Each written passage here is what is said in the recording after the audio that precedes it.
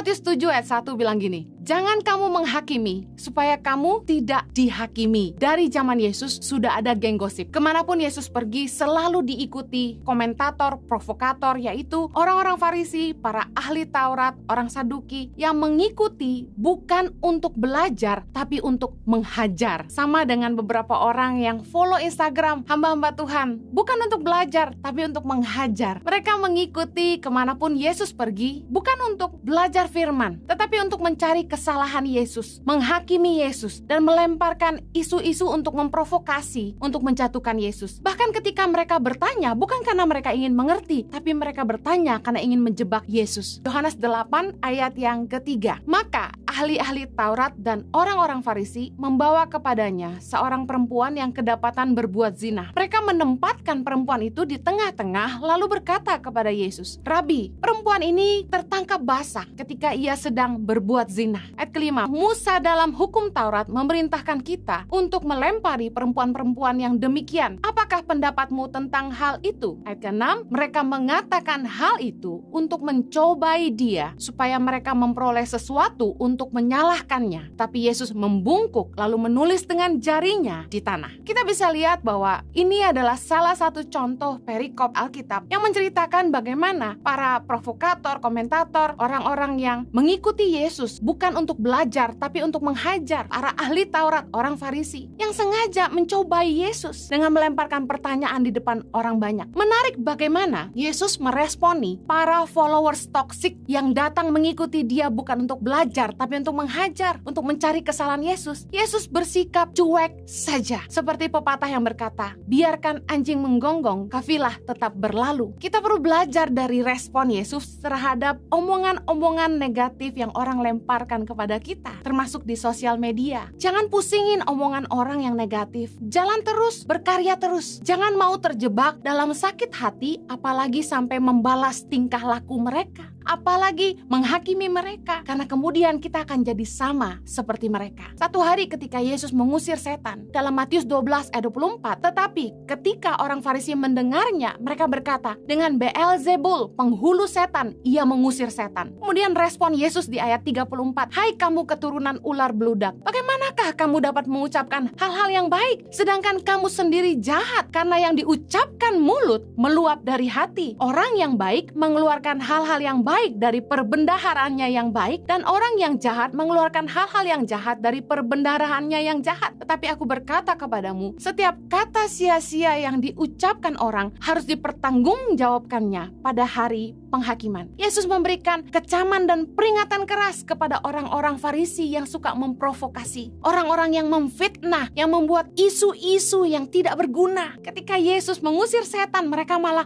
membuat isu dan fitnah bahwa Yesus mengusir setan dengan kekuatan yang dari setan. Banyak orang yang akan selalu mengeluarkan perkataan-perkataan negatif. Banyak orang yang suka mencelah, mencemooh orang lain, bahkan memberikan penilaian yang negatif, menghakimi hidup orang lain. Hati-hati, Yesus berkata gini, orang yang hatinya baik akan mengeluarkan hal-hal yang baik dari mulutnya. Tapi orang yang hatinya jahat, gak mungkin ngomong hal-hal baik, pasti hal jahat. Jadi hati-hati ketika kita mulai komen yang negatif tentang hidup orang lain, yang harus kita bereskan hati kita. Karena perkataan mulut meluap dari hati. Kalau kita bisa ngomong yang gak baik tentang orang lain, berarti hati kita sendiri gak baik. Dan Yesus kasih peringatan yang keras di sini, bahwa setiap kata sia-sia yang diucapkan orang harus dipertanggungjawabkannya pada hari penghakiman. Kita hidup gak cuma hari ini aja. Jangan hidup seolah-olah kita gak akan ada selesainya. Satu hari nanti kita akan menghadap tahta penghakiman. Siap gak kita mempertanggungjawabkan setiap perkataan yang kita ucapkan?